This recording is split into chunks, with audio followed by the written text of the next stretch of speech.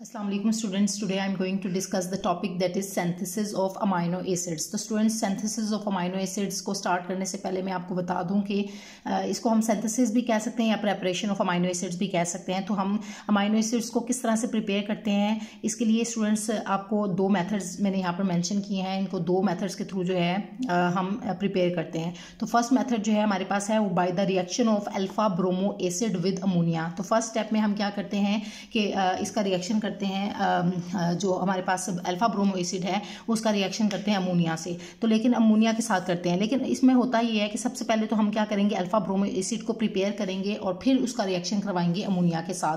तो ये first reaction है। और सेकंड रिएक्शन जो है उसको हम कहते हैं स्ट्रैकर सिंथेसिस। स्ट्रैकर सिंथेसिस के थ्रू जो है हम क्या करते हैं, अमीनो एसिड को प्रिपेयर करते हैं। तो स्टूडेंट्स अब मैं one by one in methods को आप लोगों को एक्सप्लेन करने जा रही हूँ और अमीनो एसिड्स को हम प्रिपेयर करने जा रहे हैं। तो हम स्टार्ट लेते हैं। सबसे पहले जो है मैं अल्फा ब्रोमो एसिड के थ्रू जो है अमोनिया को प्रिपेयर करूंगी। तो इसके लिए हम स्टूडेंट्स क्या करते हैं, सबसे पहले जो है हम कार्बोक्सिलिक एसिड ले लेते हैं। कार्बोक्सिलिक एसिड, कोई भी कार्बोक्सिलिक एसिड हम डिफरेंट चेन लेंथ का ले सकते हैं, ठीक है। तो ये हम कार्बोक्सिलिक एसिड लिया, ठीक है, जिसमें कार्बोक्सिलिक एसिड फंक्शनल ग्रुप नज़र आ रहा है आपको, इसी वजह से हम इसको कह रहे हैं कि ये कार्बोक्सिलिक एसिड है, ठीक है। और आपके पीछे इसमें जो है आर ग्रुप कोई भी लगा सकते हैं।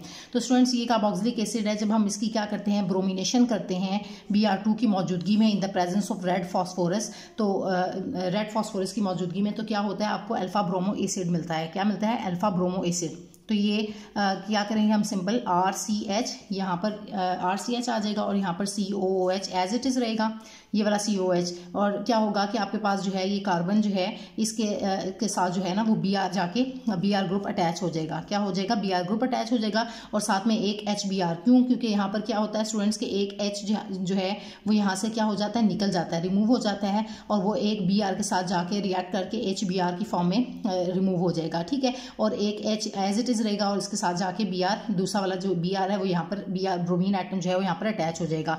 तो ये आप देख सकते हैं कि आपको क्या मिला, नेक्स्ट RCH और इसके साथ COH एज इट इज और यहाँ पर Br ग्रुप लग गया, ब्रोमीन एटम लग गया है, सॉरी, और साथ में HBr जो मॉलिक्यूल है एक वो यहाँ से रिमूव हो गया है। तो अब स्टूडेंट्स इसको हम अल्फा ब्रोमो एसिड क्यों कह रहे हैं, तो इसके ये रीज़न मैं आप लोगों को एक्सप्लेन कर देती हूँ कि देखें आपके पास जो फंक्शनल ग्रुप है यहाँ पर कार्बोक्सिलिक एसिड फंक्शनल ग्रुप है। तो इसके साथ जो फर्स्ट कार्बन अटैच होता है इसको हम क्या कहते हैं, फर्स्ट कार्बन जो है ये अल्फा कार्बन है, ठीक है।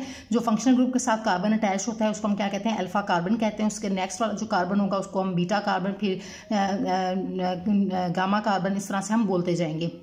तो ये तो स्टूडेंट्स नोमेनक्लेचर में आ जाता है। खैर मैं भी आपको जो एक्सप्लेन कर रही हूँ वो ये कि हम इसको अल्फा ब्रोमो एसिड क्यों कहते हैं। तो स्टूडेंट्स आप देख रहे हैं कि ये अल्फा कार्बन के साथ जो है वो ब्रोमीन एटम अटैच है, ब्रोमीन फंक्शनल ग्रुप अटैच है। तो इसी वजह से हम इसको अल्फा ब्रोमो एसिड कह रहे हैं। अल्फा ब्रोमो क्यों कहा, क्योंकि अल्फा पोजिशन पे अटैच है ब्रोमीन। तो अल्फा ब्रोमो और एसिड क्यों कहा, क्योंकि इसके अंदर जो फंक्शनल ग्रुप है कार्बोक्सिलिक एसिड है फंक्शनल ग्रुप, तो इसी वजह से ये कहलाएगा अल्फा ब्रोमो एसिड। तो स्टूडेंट्स हमने फर्स्ट स्टेप में जो है ये हम लोगों ने अल्फा ब्रोमो एसिड को प्रिपेयर किया। अब इस अल्फा ब्रोमो एसिड का रिएक्शन करेंगे जब हम अमोनिया के साथ, तो तब जाके आपको अमीनो एसिड मिलेगा। तो अब हम स्टूडेंट्स इसके सेकंड स्टेप की तरफ आ जाते हैं। तो हम इसी को हम नीचे उतारेंगे, अल्फा ब्रोमो एसिड को पहले हम नीचे लिख लेंगे RCH और COOH, ये इसी तरह लिख देंगे और साथ में ये Br। तो ये आपका अल्फा ब्रोमो एसिड है और इसको हमने अब ट्रीट करना है स्टूडेंट्स अमोनिया के साथ। जब हम इसको अमोनिया के साथ ट्रीट करेंगे तो अब आप देखेंगे कि ये आपका जो है फाइनली अब आपको क्या मिलेगा, अमीनो एसिड मिलेगा। तो जब हम स्टूडेंट्स इसको ट्रीट करवाते हैं 2 मोल्स ऑफ अमोनिया के साथ, तो क्या होगा कि ये जो ब्रोमीन यहाँ से ब्रोमीन एटम आपको नज़र आ रहा है ये क्या होगा, यहाँ से रिमूव हो जाएगा और यहाँ पर जो है NH2 ग्रुप जाके अटैच हो जाएगा। अब आपको पता है कि अमीनो एसिड जो है वो क्या होता है, RCH COOH एंड इस तरफ NH2 ग्रुप, ठीक है। तो अब आप देख रहे हैं कि इस कार्बन के साथ जो है अल्फा कार्बन के साथ 4 डिफरेंट ग्रुप्स लगे हुए हैं। एक तरफ हाइड्रोजन, एक तरफ COH ग्रुप, एक तरफ NH2 ग्रुप होता है और एक तरफ R ग्रुप होता है। तो इस तरह से ये 4 ग्रुप्स जो हैं वो आपके डिफरेंट इस कार्बन के साथ लगे हैं। तो हमने बेसिकली क्या करना है, अमीनो एसिड को ही प्रिपेयर करना है। तो सबसे पहले तो आपको अमीनो एसिड के बारे में पता चल गया कि ये आपका अमीनो एसिड है। तो अब आप देखें स्टूडेंट्स के जो है ये अब हमारे पास बाकी सारी चीज़ें पूरी हैं। R भी है, CH कार्बन के साथ हाइड्रोजन भी मौजूद है और साथ में COH भी है, तो आपके पास ये तीनों चीज़ें तो मौजूद हैं। अब आपके पास सिर्फ यहाँ पर NH2 ग्रुप आना चाहिए, तो तब जाके आपके पास जो है वो अमाइनो एसिड प्रिपेयर हो जाएगा। तो NH2 ग्रुप लाने के लिए ही हम इसको अमोनिया के साथ जो है वो रिएक्ट करवाते हैं। तो अब अमोनिया से क्या करेगा, यहाँ से ये एक NH2 ग्रुप इधर आ जाएगा और ये ब्रोमीन यहाँ से निकल जाएगा। तो अब आपको जो है इस तरह से अमाइनो एसिड मिल जाएगा। तो मैं इसको लिख देती हूँ यहाँ पर, इसको मैं रिमूव कर रही हूँ। ये आपने याद रखना है कि अल्फा ब्रोमो एसिड जो है उसके थ्रू आपको ये मिला है, ठीक है। यहाँ से मैं इस तरह से लिख देती हूँ, ठीक है। तो अब क्या होगा कि R एज इट इज़ रहेगा, ये वाला R, उसके बाद जो है CH आप लोगों ने लिख लिया, फिर COOH, ये कार्बोक्सिलिक एसिड ग्रुप जो है वो मेंशन कर दिया, और साथ में जो है यहाँ से ब्रोमीन हट के यहाँ पर क्या आ जाएगा, NH2 ग्रुप लग जाएगा, ठीक है। तो ये आप लोगों ने इस तरह से बना लिया। अब क्या होगा, यहाँ से जो बचा आपके पास स्टूडेंट्स, वो क्या बच गया, NH3 एक मॉलिक्यूल, NH3 मॉलिक्यूल बच गया, और एक हाइड्रोजन एटम जो यहाँ से NH2 निकला था, तो एक हाइड्रोजन एटम बच गया था। तो आपके पास बचा यहाँ पर क्या, NH4 बच गया, ठीक है। और यहाँ से ये जो Br आया, तो ये आपके पास क्या बना, NH4Br, अमोनियम ब्रोमाइड जिसको हम बोलते हैं। तो अमोनियम ब्रोमाइड का मॉलिक्यूल जो है वो यहाँ से रिमूव हो जाएगा। तो इस तरह से स्टूडेंट्स इस मेथड के थ्रू जो है आपने जो है अमाइनो एसिड को प्रिपेयर किया है। अब हम इसका जो सेकंड मेथड है जिसको हम कहते हैं स्ट्रैकर सिंथेसिस, इसके थ्रू जो है हम अमाइनो एसिड को प्रिपेयर करते हैं। तो स्टूडेंट्स अब हम जो है सेकंड मेथड स्टार्ट कर रहे हैं। स्ट्रैकर सिंथेसिस के थ्रू जो है हम अमाइनो एसिड्स को प्रिपेयर कर रहे हैं। तो इसमें जिस तरह से स्टूडेंट्स हम लोगों ने अल्फा ब्रोमो एसिड के थ्रू का रिएक्शन अमोनिया से करवा के हम लोगों ने अमाइनो एसिड को प्रिपेयर किया था 2 स्टेप्स में, इसी तरह स्ट्रैकर सिंथेसिस में भी आपके 2 स्टेप्स जो हैं वो इन्वॉल्व होंगे। तो फर्स्ट हम क्या करते हैं, इसके अंदर क्या होता है कि आपका एल्डिहाइड मॉलिक्यूल है, हम इसको एल्डिहाइड को जो है हम इसके अंदर ऐड करते हैं। किसको ऐड करते हैं हम, HCN मॉलिक्यूल को, हाइड्रोजन साइनाइड को, ठीक है। और साथ में जो है in the presence of ammonia, ये तीनों जो है मौजूद होते हैं। इसकी मौजूदगी में रिएक्शन होता है। तो सबसे पहले जो है आपको जो है अमाइनो नाइट्राइल कंपाउंड मिलता है। तो अल्फा अमाइनो नाइट्राइल कंपाउंड जो है स्टूडेंट्स को कैसे मिलता है, सबसे पहले तो हम ये देख लेते हैं कि ये R ग्रुप जो है वो एज इट इज़ रहेगा। यहाँ से जो है ये C आपका जो ग्रुप है, ये इसको हम क्या बोलेंगे, यहाँ पर CH एज इट इज़ रहेगा ये, ठीक है। और यहाँ से आपको जो है CN ग्रुप जो है वो मिलेगा। यहाँ से आपका जो है CN साइनाइड या नाइट्राइल ग्रुप जिसको हम कहते हैं, यहाँ से भी आ जाएगा। यहाँ से ऑक्सीजन जो है वो निकल जाएगा, यहाँ से हाइड्रोजन निकले, इसके अंदर से जो है आपके एल्डिहाइड से और ऑक्सीजन एटम निकलेगा, यहाँ से हाइड्रोजन साइनाइड में से हाइड्रोजन निकलेगा, और अमोनिया वाले में से मॉलिक्यूल में से भी आपका एक हाइड्रोजन निकल जाएगा। तो इस तरह से यहाँ से बेसिकली क्या होगा, एक वाटर का मॉलिक्यूल जो है वो रिमूव होगा।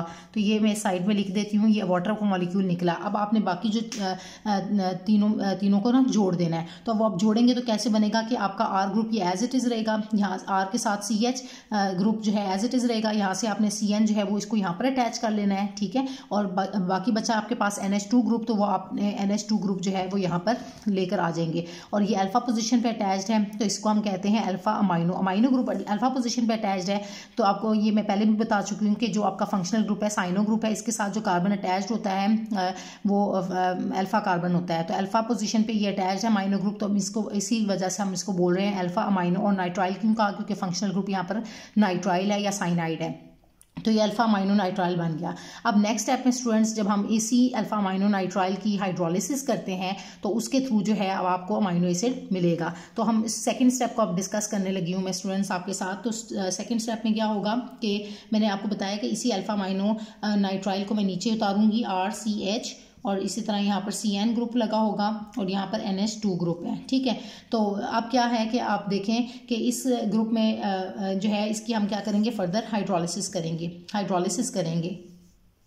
तो हाइड्रोलिसिस होगी स्टूडेंट्स, तो क्या होगा कि 2 मोल्स ऑफ वाटर के साथ बेसिकली हम इसका रिएक्शन कर रहे हैं। तो अब क्या होगा कि आपके पास जो है देखें अमाइनो एसिड की पहचान मैंने आपको बताई थी कि R ग्रुप भी इसके साथ होता है। यहाँ पर मैं अगेन लिख देती हूँ R, इसके साथ एक हाइड्रोजन एटम होता है, एक COOH ग्रुप लगा होता है, और चौथा जो ग्रुप है वो जो डिफरेंट होता है इस तरह NH2 ग्रुप। तो ये 4 ग्रुप्स जब लगे होते हैं तो इसको हम क्या बोलते हैं, ये जनरल फॉर्मूला है अमाइनो एसिड का।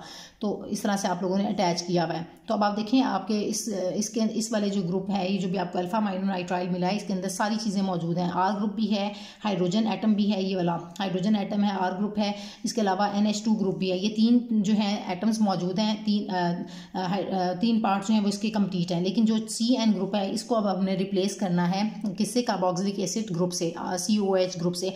तो इसी वजह से हम क्या करते हैं, इसकी हाइड्रोलिसिस करते हैं। तो अब जब इसकी हाइड्रोलिसिस करेंगे तो स्टूडेंट्स यहाँ पर क्या आ जाएगा, CN ग्रुप रिप्लेस हो जाएगा COH ग्रुप से। तो वो कैसे रिप्लेस होगा, कैसे, मैं अभी इसको एक्सप्लेन करती हूँ कि CH को, बाकी पार्ट को आपने एज इट इज़ लिखना है। यहाँ पर आपका क्या है, NH2 ग्रुप है, तो NH2 ग्रुप को आपने इसी तरह लिखना है, ठीक है, RCH और ये NH2 है, और बाकी आपके पास यहाँ पर क्या था, ये कार्बन एज इट इज़, ये कार्बन एज इट इज़ रहेगा, और यहाँ से 2 मोल्स ऑफ वाटर हैं, तो यहाँ से 2 ऑक्सीजन ये ले लेगा, ठीक है, 2 ऑक्सीजन और 1 हाइड्रोजन।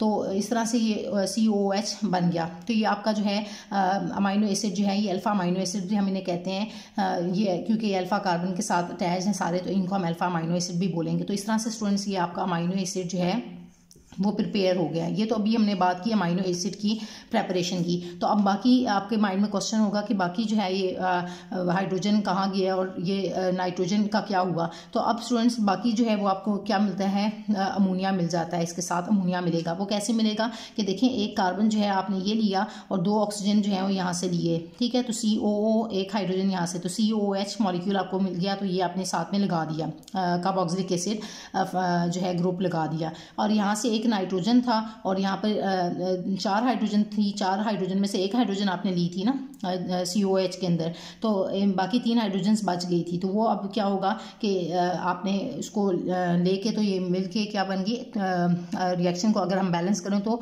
आपके पास 1 मोल ऑफ अमोनिया आ जाता है। तो इस तरह से स्टूडेंट्स ये दोनों मेथड्स हैं जिनके थ्रू जो है, ये दोनों रिएक्शंस जिनके थ्रू जो है आप अमाइनो एसिड्स को सिंथेसाइज करते हैं। तो आपने देखा कि अल्फा अमाइनो एसिड के थ्रू भी हम लोगों ने जो है alpha amino acid alpha bromo acid के थ्रू जो है इसका रिएक्शन अमोनिया के साथ करके भी हम लोगों ने अमाइनो एसिड को प्रिपेयर किया है, और दूसरा जो है स्ट्रक्चर सिंथेसिस के थ्रू जो है हम लोगों ने अमाइनो एसिड को प्रिपेयर किया है। तो एक दफ़ा इसको मैं रिपीट कर देती हूँ कि आप लोगों ने एल्डिहाइड लेना है, ठीक है, ये जनरल फार्मूला मैंने लिख दिया है, आपने स्पेसिफाई करना है, तो आप यहाँ पर R ग्रुप को चेंज कर सकते हैं, ठीक है। तो एल्डिहाइड का जब हम HCN के साथ और in the presence of ammonia हम रिएक्शन करवाते हैं, तो एल्डिहाइड में से ऑक्सीजन एटम निकलता है, हम हाइड्रोजन साइनाइड में से हाइड्रोजन निकलता है, और अमोनिया में से भी हाइड्रोजन निकलता है। तो इस तरह से एक वाटर मॉलिक्यूल जो है वो निकाल देना है। जब आप ये निकाल देंगे तो बाकी जो भी बच जाता है उनको आपस में आप लोगों ने जोड़ देना है। तो RCH एज इट इज़ यहाँ से मिल जाएगा आपको, नाइट्राइल भी CN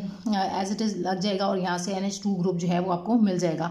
तो आपका जो है अल्फा अमाइनो नाइट्राइल कंपाउंड आपको पहले मिलेगा, उसको सेकेंड स्टेप में जब आप उसकी फर्दर हाइड्रोलिसिस करेंगे तो आपका बाकी कंपाउंड तो सेम है, सिर्फ नाइट्राइल ग्रुप जो है वो रिप्लेस हो जाएगा किससे, कार्बोक्सिलिक एसिड ग्रुप से। ये आप देख सकते हैं COH ग्रुप से रिप्लेस हो गया। बाकी सारी जो है बाकी सारा फार्मूला जो है वो सेम होगा। तो इस तरह से आपको जो है वो अमाइनो एसिड जो है वो मिल जाएगा। आप इसको अल्फा अमाइनो एसिड भी कह सकते हैं, क्योंकि अल्फा कार्बन के ऊपर जो है के साथ जो है ये सारे ग्रुप जो है वो अटैच्ड हैं, अमाइनो ग्रुप भी और कार्बोक्सिलिक एसिड फंक्शनल ग्रुप भी। तो इसी वजह से हम इसको अल्फा अमाइनो एसिड बोलेंगे। ये फर्स्ट मेथड के थ्रू भी हम लोगों ने अल्फा अमाइनो एसिड्स को प्रिपेयर किया था, और ये सेकंड मेथड जो है स्ट्रक्चर सिंथेसिस, इसके थ्रू भी जो है मैंने अल्फा अमाइनो एसिड्स को प्रिपेयर किया है। तो होप्स हो कि स्टूडेंट्स आपको जो है सिंथेसिस ऑफ अमाइनो एसिड्स जो हमारा टॉपिक था आज के लेक्चर का, सिंथेसिस या प्रिपरेशन ऑफ अमाइनो एसिड्स, ये आपको दोनों स्टेप्स जो हैं वो क्लियर हो गए हैं। तो स्टूडेंट्स इससे नेक्स्ट लेक्चर में मैं आप लोगों से रिएक्शंस ऑफ अमाइनो एसिड्स को डिस्कस करूंगी, जिसमें